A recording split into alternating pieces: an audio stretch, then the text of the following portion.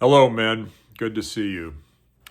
In Romans chapter 9, verses 1 through 5, Paul is giving an introduction to a hard message, a difficult message that he will be imparting in chapters 9 through 11. And that message has to do with the nation of Israel and the rejection of their Messiah.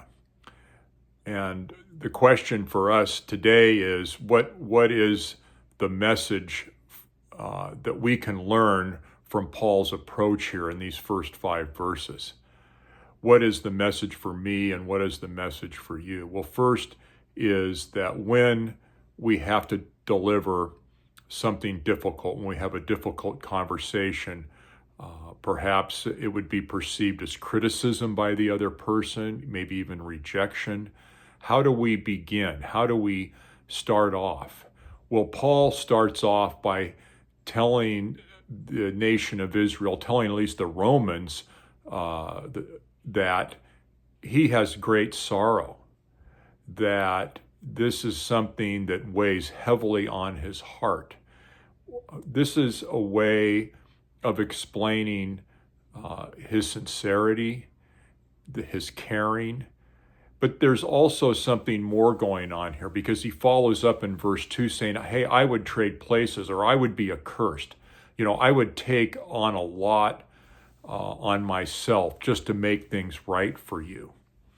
Well, Paul in these verses is certainly becoming vulnerable. He's showing his humility, and he is starting it off on that kind of a footing where he's not trying to place himself above the other person. And of course, this type of conversation can come up for us when we're sharing the gospel, because before somebody can receive the good news of salvation, they have to understand the bad news. The bad news being is that person's a sinner.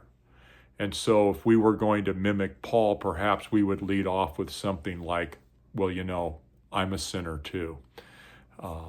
And coming at the topic with all humility, with caring, and perhaps sadness. And of course, there's many difficult conversations. Maybe we're having to end a relationship, or maybe we're having to make a decision that's going to negatively impact a person. Well, Paul, his model for us is, of course, back to the same things: humility, vulnerability, caring, and sincerity. But then he doesn't stop there, because if you read the verses, he speaks about how Israel is a privileged society and how they are a blessed society. And so from that, I would take away the word affirmation. So before the negative news gets delivered, he's affirming these people. He is trying to build them up before he has to deliver some pretty harsh news.